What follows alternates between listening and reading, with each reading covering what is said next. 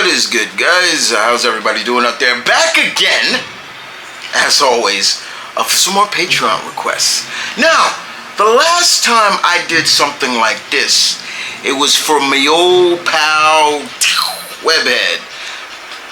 One of my patrons requested what are some of my favorite Spider-Man story arcs of this character? This time around, someone brought me my number 2 favorite Marvel character of all time, Daredevil. So what are some of my favorite Daredevil story arcs? The Man Without Fear, Matt Murdock, you gotta love him. The Devil of Hell's Kitchen, you name it. He's got a bunch of names. But there are a lot of Daredevil stories that are good just outside of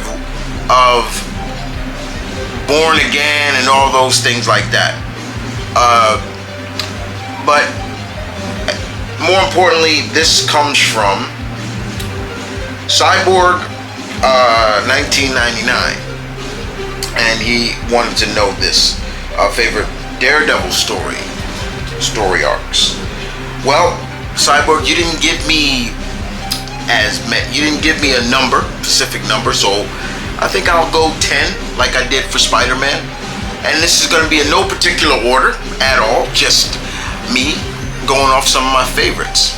And if you have read any of these Daredevil stories, leave it down in the comment section down below. What did you think about them? If not, get the out. No, I'm just messing with you. No, you can stay, but you're gonna have to pay me. I'm sorry. It was funnier when I thought about it in my head. Anyway, let's do this. So, we're gonna start off with, like I said, in no particular order, we're gonna start off with Daredevil, End of Days. This mini arc was damn good. This was written by Brian Michael Bendis and Alex Maleev. He did the artwork. So this took place in an alternate universe or future, and it's basically what showed in this universe. Daredevil is dead. There's a new Daredevil running around, and Ben Urich is trying to discover what happened to the original. And we do get to see what happened. It's a brutal fight between Matt, Daredevil, and Bullseye. And Bullseye actually kills Matt. Brutally takes a pipe, and it was terrible. And this was out in public, so Matt got his mask removed, and so everybody saw that Matt Murdock was Daredevil. And it was a brutal fight. It's a brutal match, and over the course of the issues, I think it was an 8-part miniseries. I can't remember how many, but it was good. I enjoyed it. This was at a time where I believe Bendis was leaving Daredevil. His run that was over. But at the same time, it was more like a whodunit, how he died.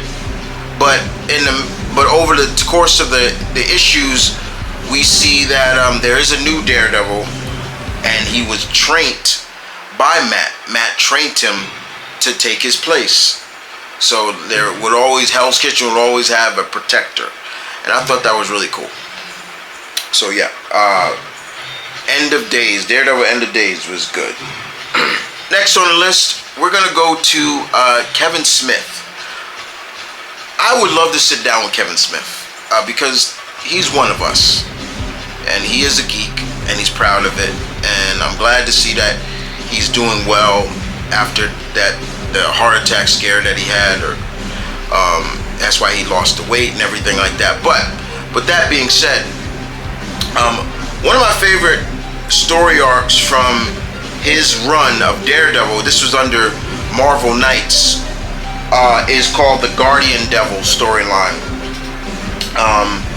This was a story that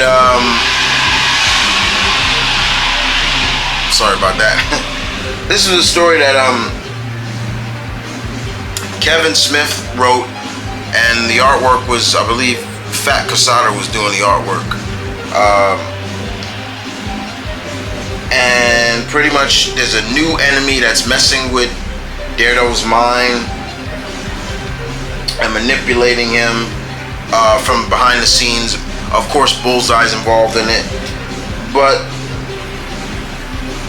this run really had a lot to do with really pushing Matt's faith. You know, he's Catholic, so they really pushed this. In the Guardian Devil storyline, Matt is protecting a baby that he believes to be the Antichrist. I believe it was Antichrist. And also, this was also at the time where Karen Page, she commits suicide because she found out she has AIDS. And Matt is also dealing with a deranged and dying Mysterio. So that was really, Guardian Devil was a really good story. I did that. That's one of my favorite story arcs that Kevin Smith did. I did enjoy that. Number 3 on the list, we go to Parts of a Whole. In Parts of the Whole storyline, this is where we are introduced to Maya Lopez, aka Echo. We are introduced to her in a very harsh and gritty way. Maya Echo, as you all know, is deaf, but she can mimic. She can see it. She can mimic it, and things like that. But we also get to see what her backstory. We get to see the death of her father, and why when she wears her war paint, it has a handprint, because when her father died, his bloody hand went over her face, and that's what it is. And we get to see how Kingpin raised her and everything like that, brought her in to be an assassin to kill Daredevil and things like that. But we all know it didn't. That's not what happened. But it was a good storyline, and of course, you know, it's good to, you know, Echo became a pretty good favorite for next on the list. Sorry. Next on the list, we are going to basically the entire run of Mark Magic Wade. That's my nickname for Mark Wade. At this time, Daredevil had become just dark and gloomy and gritty, and Mark Wade brought Matt back to the Silver Age of Daredevil, when he felt like the Scarlet Swashbuckler. When he fought, he was smiling and things like that. And that's what he made. Mark Wade made Daredevil more adventurous again and things like that. That's why I always say, when you get Mark Wade on a book, you're gonna get some good. You're gonna get goodness, and it just proved once again why, you know, when Mark spreads his magic, puts that magic dust on his work, we get goodness. His entire run was just good. There's no specific story arc in Mark Wade's run that just wasn't good, but it was great, and it in a whole, it was great. It was A+. It did such an amazing job, and I enjoyed it very, very much. Next on the list, this is number 4. Number 4? Yeah, number 4, I believe. I could be wrong. I lost count already. Whatever. We are going to work from Frank Miller, Mr. Miller. His retelling of the origin of Matt, Man Without Fear. And this is him and Ramita Jr. And this is pretty much what the original Netflix series adapted. This is what was really adapted. You know, we get to see that Matt, in this retelling, Matt didn't wear his first costume wasn't the yellow and red costume from the 60s. No, he wore just a all black tracksuit with, you know, like a veil around, I would say maybe a balaclava around his his eyes and went out fighting crime. It was different, but it was brutal. This gets really deep, and you know Frank, he's always gonna tell it some grittiness when it comes to his work. So it was fun, and like I said, this definitely influenced the Netflix series. So The Man Without Fear retelling of Matt's origin, his early days as you know, the costume vigilante. Frank Miller. This is the story of the death of Elektra. Elektra will always stand out to me as a very interesting character because the way she was introduced, and then the way her creator, Frank Miller, decided to, I'm gonna kill her off. You're only gonna get a little bit of her, but I'm gonna kill her off. And he does. We see the death of Elektra Nachios, who is killed by Bullseye by stabbing her with her own side so deep that it pierced through her back. It's a famous scene. It's a famous panel, and they tried to revive that in the Ben Affleck Daredevil movie, and but it still is a very good story. It's political. It's political. I can't even get that damn word. Political. You know what I mean? Because of the Mad. Like I said, if I'm not mistaken, she was just introduced maybe like 3-4 issues prior to this storyline. And correct me on that, guys. And then Frank Miller decides, I'm gonna kill her off. Next on the list, we are going to, of course, we're gonna go with Born Again. Born Again is another critical storyline in the panels of Daredevil. This is definitely a series. This was definitely a story arc that really pushed Matt to the brink, and Frank. This is what brought Frank Miller back to the series. And in the series, he pushes Matt to suffer, but through the angst and the pain and the loss, the devil rises again. But yeah, man, my God, did he make Matt suffer so much in this? It's crazy. It's crazy how much. But it was a fun read and a fun series, and it really, another one that really took the panels of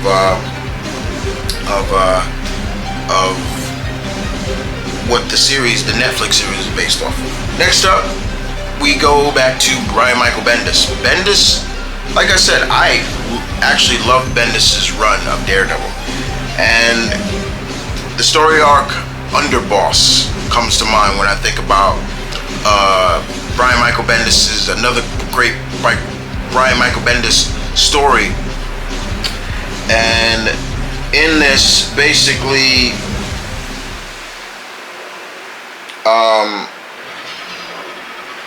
we basically see Matt and the New York City underworld crime syndicate try to assassinate this underboss crime syndicate tries to assassinate Wilson Fisk, and basically this character called Silk basically moves into Fisk's territory and starts to remove all of Kingpin's, like, you know, wave of crime. And it's even to the point where I believe, if I remember, this is the first time Matt's identity was in jeopardy. And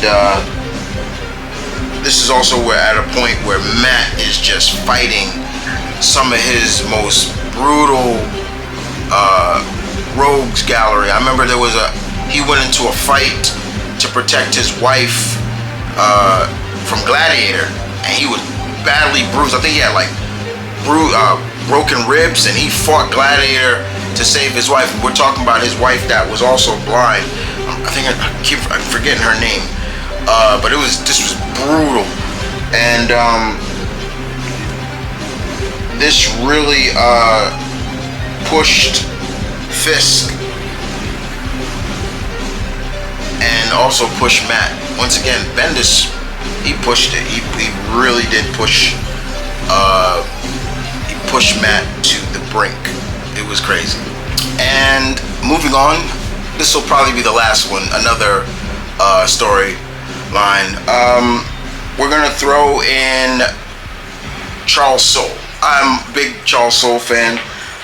Charles Soule came on the book. Came into Daredevil, I believe. I want to make sure. Around 2015, yeah, 2015. And this is when Marvel put Daredevil back in black. He had black. His costume was black. He had red. He had red boots. Double D's were red. And the first story arc, and also in this, Matt was no longer just a lawyer. He was district attorney. He was a district attorney now. And in this, the first story arc was Chinatown Daredevil, because not only did Daredevil was back in black, he had a partner. Ron Gardney did the artwork. Was beautiful. It was just work. Him and Charles Soule did a great job on this. The character that this for the first time, Daredevil had a partner, a sidekick that he trained, and the sidekick was called Blind Spot. He was a young Asian, I think he was an orphan, and Matt trained him, and he was a little headstrong. Reminded me a little bit of like Jason Todd. His cockiness was a little bit, and what's really messed up about that is Blind Spot literally became blind because of a character. I forget the Inhuman's name, but he was an Inhuman. Ripped his eyes right, ripped Blind Spot's eyes right out. And after that arc, we didn't see Blind Spot years till later, which was really cool to finally see him. I think Chip Zdarsky brought him back, but prior to Saladin Ahmed's run now. So it was different, but I liked it. I thought it was great. I really liked that costume that Daredevil had, the all red, the all black and red look. It was great. It looked like the original, just red costume, just it was black and red. It was cool. But yeah, Matt had a lot to deal with because he was district attorney. This is after Mark Waid's run, because in Mark Waid's run, Daredevil was occupying in San Francisco. Excuse me. He was occupying in San Francisco, but it was a really good run. I really enjoyed Charles Soule run. I love the story what brought Matt and Spider-Man back together. Anytime I get Spider-Man and Matt on a panel, I love it. And they were in Hong Kong fighting, so it was really cool. And I specifically remember talking to Charles Soule at Comic-Con, New York Comic-Con, I believe it was 2016 that year. And I asked him, he signed that issue of it, and I asked him, why Hong Kong? And he said, well, I used to live in Hong Kong. So he explained to me why he wanted to do it, and he always wanted to do a story with Spider-Man and Daredevil, and when he got the chance to do it, it was great, and he loved it. And this is where I always say, like, I don't understand why Marvel has not given us an ongoing Spider-Man and Daredevil book. It could be the equivalent of World's Finest, but you can call it New York's Finest. To me, I would call that NYC Finest, Spider-Man and Daredevil. I would love to see somebody tackle an ongoing Spider-Man and Daredevil run. Two of the most iconic New York City Marvel heroes in Marvel Comics, and we haven't gotten that yet. And I know there are other people that would love it. So yes, so those are definitely some story lines and some story arcs of Daredevil that I love. There's a few more. There's a few more. Daredevil Yellow was good. There's so many. There are other ones. I know there was one before that nearly dealt with Daredevil killing Wilson Fisk. But yeah, there's more. Of course, you could throw in Shadowland, but Shadowland was not just a Daredevil story. That was an event. That was more like a Marvel event because that had other Marvel heroes in it. But still, it was good. It was good. I'll still never get over the fact of seeing Matt stab Bullseye the same way Bullseye stabbed Elektra. That will always be embedded in my head. But yes, those are some of my favorite story arcs, and from Daredevil. As you guys know, Daredevil is my all-time favorite, number 2 favorite Marvel superhero. Yes, superhero, because he does have powers. And I love Daredevil, and nobody will ever take that number 2 spot. Nobody will take the number 1 spot from you know who. But I love Daredevil. I love the whole concept of man without fear. You know, the concept that he's technically blind, but he's not. He's like a bat. He can still somewhat see. His radar sense is great. His super hearing, all his senses are heightened. He is like a blind ninja at all costs. But like Spider-Man, he comes from a lot of pain. You know, and like Spider-Man, Matt sometimes pushes those he loves away so they don't get hurt. And the consequences of his actions don't always go his way. But still a great character. If you haven't read any of these, I do recommend that. And 2, please pick up Saladin Ahmed's, I hope I'm saying his name right, Ahmed's run right now that's going on currently in Marvel. I think they're up to issue 11. There's the first trade is out. The second trade comes out soon. We got Daredevil in that dealing with demons, basically demons that are in the form of the 7 deadly sins of man: sloth, wrath, gluttony, all that. And he's also a little bit of an exorcist. He exorcises these demons. Y'all should check it out. But with that being said, thank you for watching. Thank you, Cyborg. Y'all take care. Deuces.